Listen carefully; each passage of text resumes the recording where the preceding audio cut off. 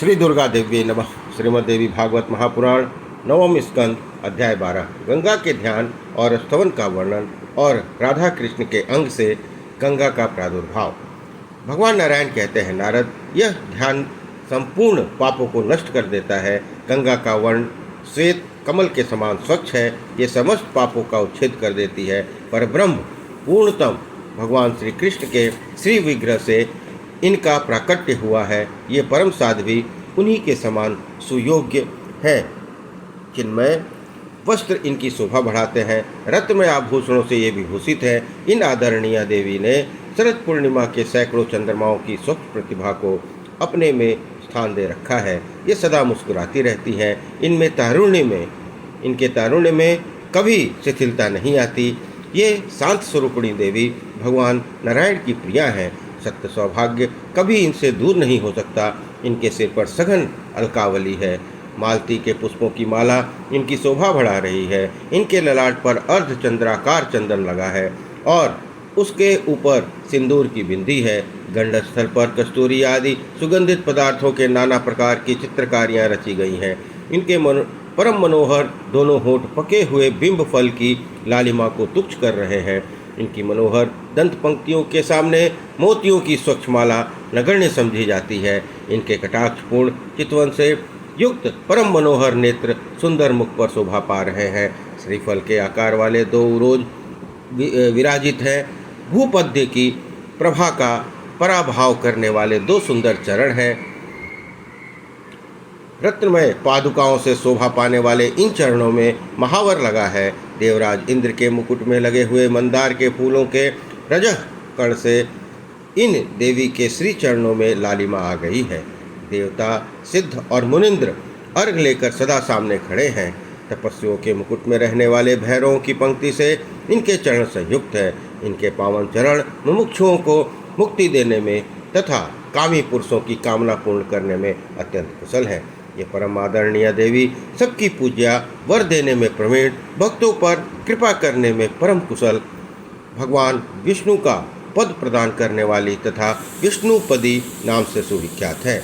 इन परम साध्वी गंगा देवी की मैं उपासना करता हूँ। ब्राह्मण इसी ध्यान से 3 मार्गों में से विचरण करने वाली कल्याणी गंगा का हृदय में स्मरण करना चाहिए। इसके बाद 16 प्रकार के उपचारों से इनकी पूजा करें। आसन, पाद्य, अर्घ, स्नान, अनुलेपन, धूप, दीप, नैवेद्य, तांबूल, शीतल जल, वस्त्र, आभूषण, माला, चंदन, आचमन और सुंदर सैया, ये अर्पण करने के योग्य 16 उपचार हैं। इन्हें भगवती गंगा को भक्तिपूर्वक समर्पण करके इन करके प्रणाम करें और दोनों हाथ जोड़कर स्तुति करें। इस प्रकार गंगा देवी की उपासना करने वाले बड़भागी पुरुष को अश्वमेध यज्ञ का फल प्राप्त होता है। नारद जी कहते हैं, देवेश, लक्ष्मीकांत जगतपते, अब मैं भगवान विष्णु की चीर संगनी भगवती गंगा के पापहारी और पुण्यप्रद स्तोत्र सुनाता हूँ। भगवान नारायण कहते हैं, नारद सुनो, अब मैं पाप विध्वंसक पुण्यदेयी स्तोत्र कहता हूँ, जो श्री गंगा जी भगवान शंकर का संगीत सुनकर परम मुग्ध हुए श्री कृष्ण के अंग से प्रकट हुई हैं तथा जो राधा के अंग द्रव से संपन्न है। उन भगवती गंगा को मैं प्रणाम करता हूँ। सृष्टि आरंभ होने के अवसर पर गोलोक के रास मंडल में जिनका आविर्भाव हुआ है, जो शंकर के सन्निधान में विराजती हैं, उन भगवती गंगा को मैं प्रणाम करता हूँ। कार्तिकी पूर्णिमा के शुभ अवसर पर राधा महोत्सव मनाया जा रहा था।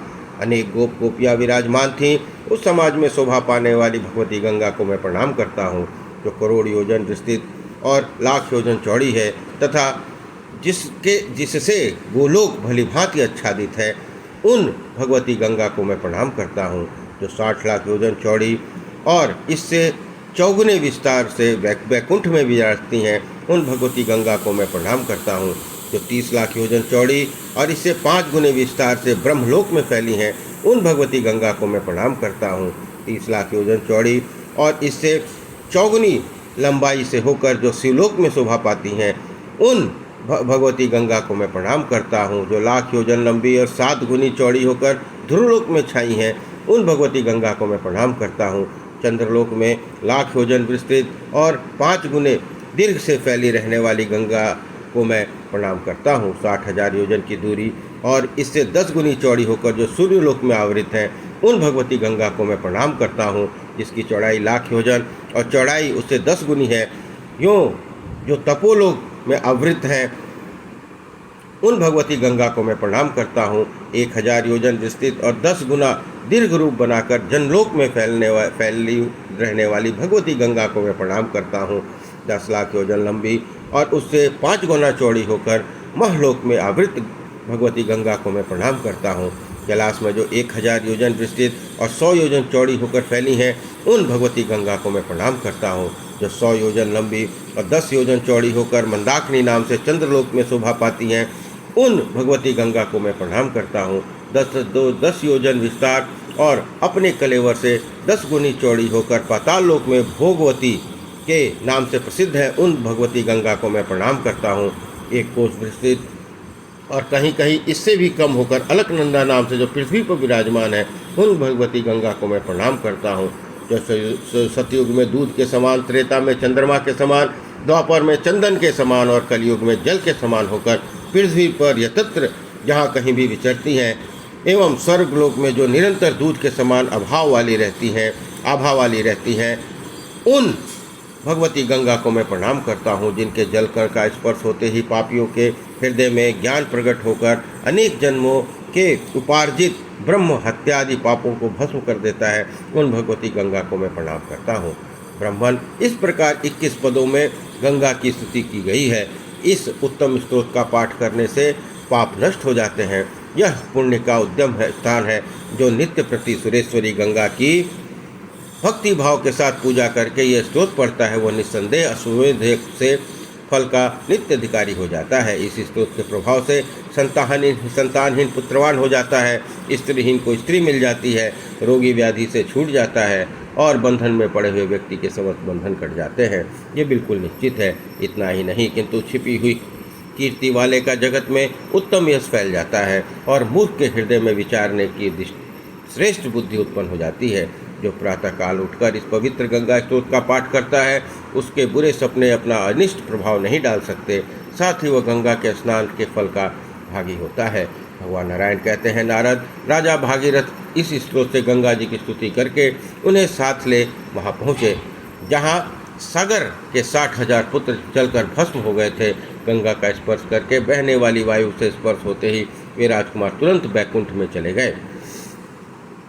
भागीरथ के सत प्रयत्न से गंगा का आगमन हुआ है, अतः गंगा को भागीरथी कहते हैं। जो गंगा का संपूर्ण उत्तम उपाख्यान कह दिया, यह पुण्यदायी उपाख्यान मोक्ष का अचूक साधन है। अब आगे तुम क्या सुनना चाहते हो? नारद जी ने पूछा, भगवान भूमंडल को पवित्र करने वाली त्रिपथगा गंगा कैसे प्रकट हुई? प्रभु उनका कहाँ और किस प्रकार से आविर्भाव हुआ? अब यह सब प्रसंग बताने की कृपा कीजिए। भगवान नारायण बोले, नारद एक समय की बात है, कार्तिक की पूर्णिमा थी। राधा महोत्सव बड़े धूमधाम से मनाया जा रहा था। भगवान श्री कृष्ण सम्यक प्रकार से राधा की पूजा करके रासमंडल में विराजमान थे। तत्पश्चात ब्रह्मादि देवता और सौनकादि ऋषि प्रायः सभी महानुभाव बड़े आनंद के साथ श्री कृष्ण पूजिता राधा जी की पूजा की और फिर वे वहीं विराजमान हो गए। इतने में भगवान श्री कृष्ण को संगीत सुनाने वाली देवी सरस्वती हाथ में बीड़ा लेकर सुंदर ताल स्वर के साथ गीत गाने लगी। तब ब्रह्मा ने प्रसन्न होकर एक सर्वोत्तम रत्न से बना हुआ हार पुरस्कार के रूप में उन्हें अर्पण किया। शिव से उन्हें अखिल ब्रह्मांड के लिए दुर्लभ एक उत्तम मणि प्राप्त हुई। भगवान श्री कृष्ण ने उन्हें संपूर्ण रत्नों में श्रेष्ठ कौतुभ मणि भेंट की। राधा ने अमूल्य रत्नों से निर्मित एक अनुपम हार, भगवान नारायण ने एक सुंदर पुष्पमाला और लक्ष्मी ने बहुमूल्य रत्नों के 2 कुंडल सरस्वती को पुरस्कार में दिए। विष्णु माया ईश्वरी सुंदरा दुर्गा नारायणी और ईशाना नाम से विख्यात भगवती मूल प्रकृति में सरस्वती के अंतःकरण में परम दुर्लभ परमात्मा भक्ति प्रकट की। धर्म ने धार्मिक बुद्धि उत्पन्न करने के साथ ही प्रपंचात्मक जगत में उनकी कीर्ति विस्तृत की। अग्निदेव ने चिन्मय व्रत तथा पवन देव ने मणिमय नुपुर सरस्वती को प्रदान किए। इतने में ब्रह्मा से प्रेरित होकर भगवान शंकर श्री कृष्ण संबंधी पद्य, जिनके प्रत्येक शब्द में रस के उल्लास को बढ़ाने वाली शक्ति भरी थी, बारंबार गाने लगे। इसे सुनकर संपूर्ण देवता मूर्छित से हो गए। जान पड़ता था मानो सब चित्र विचित्र पुतले हैं। बड़ी कठिनता से किसी प्रकार से उन्हें चेत आया। उस समय देखा गया कि समस्त रसमंडल में संपूर्ण स्थल जल से प्लावित है। श्री राधा श्री कृष्ण का कहीं पता नहीं है। फिर तो गोपी देवता और ब्राह्मण सभी अत्यंत उच्च स्वर से विलाप करने लगे। उस समय ब्रह्मा जी भी वहीं थे। उन्होंने ध्यान के द्वारा भगवान श्री कृष्ण का पुनीत विचार समझ लिया। भगवान श्री कृष्ण की राधा के साथ जलमय हो गए। यह बात उन्हें भली भांति मालूम हो गई। तब वे सभी महाभाग देवता परब्रह्म परमात्मा श्री कृष्ण की स्तुति करने लगे।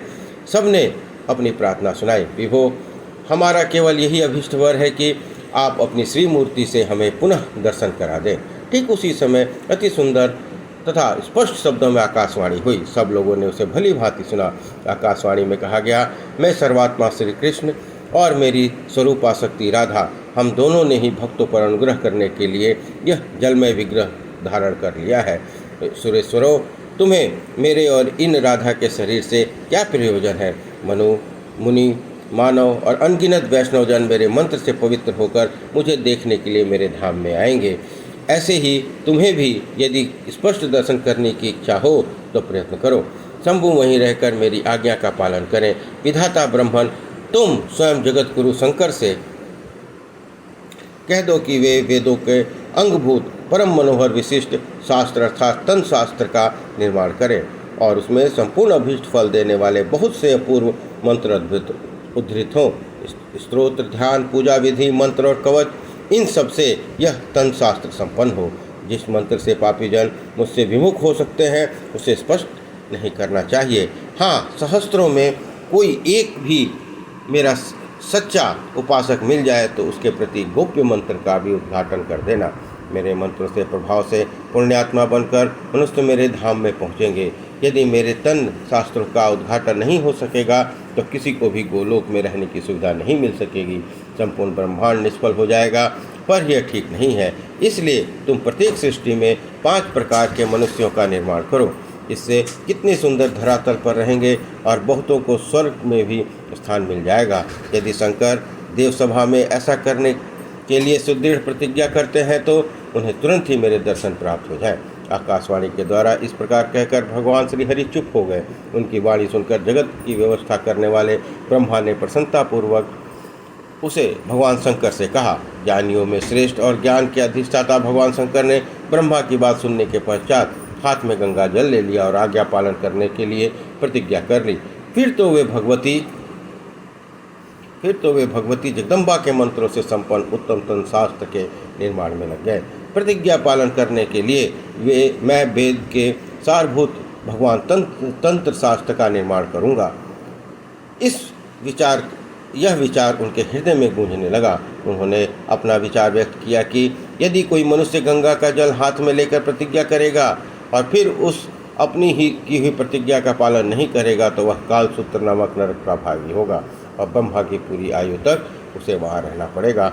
ब्रह्मन गोलोक में देवताओं की सभा जुड़ी थी। उसमें भगवान शंकर जब इस प्रकार की बात कह चुके तब अकस्मात पर ब्रह्म पूर्णतम भगवान श्री कृष्ण भगवती राधा के साथ वहाँ प्रकट हो गए। उन पुरुषोत्तम भगवान श्री हरि के प्रत्यक्ष दर्शन करके देवताओं की प्रसन्नता की सीमा न रही। वे उनको स्तुति करने लगे। इसके बाद उपस्थित देवताओं ने अत्यंत आनंद से भरकर फिर से उत्सव मनाया। तत्पश्चात समयानुसार भगवान शंकर ने मुक्ति दी अर्थात मुक्ति को प्रकाशित करने वाले सात्विक तंत्र शास्त्र का निर्माण किया।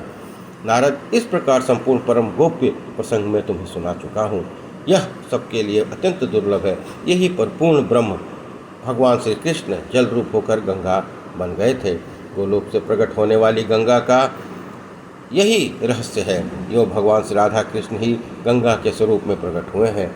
श्री राधा और श्री कृष्ण के अंग से प्रकट हुई यह गंगा भुक्ति और मुक्ति दोनों को देने वाली है। परमात्मा श्री कृष्ण की व्यवस्था के अनुसार जगह जगह रहने पर सुअवसर इन्हें प्राप्त हो गया।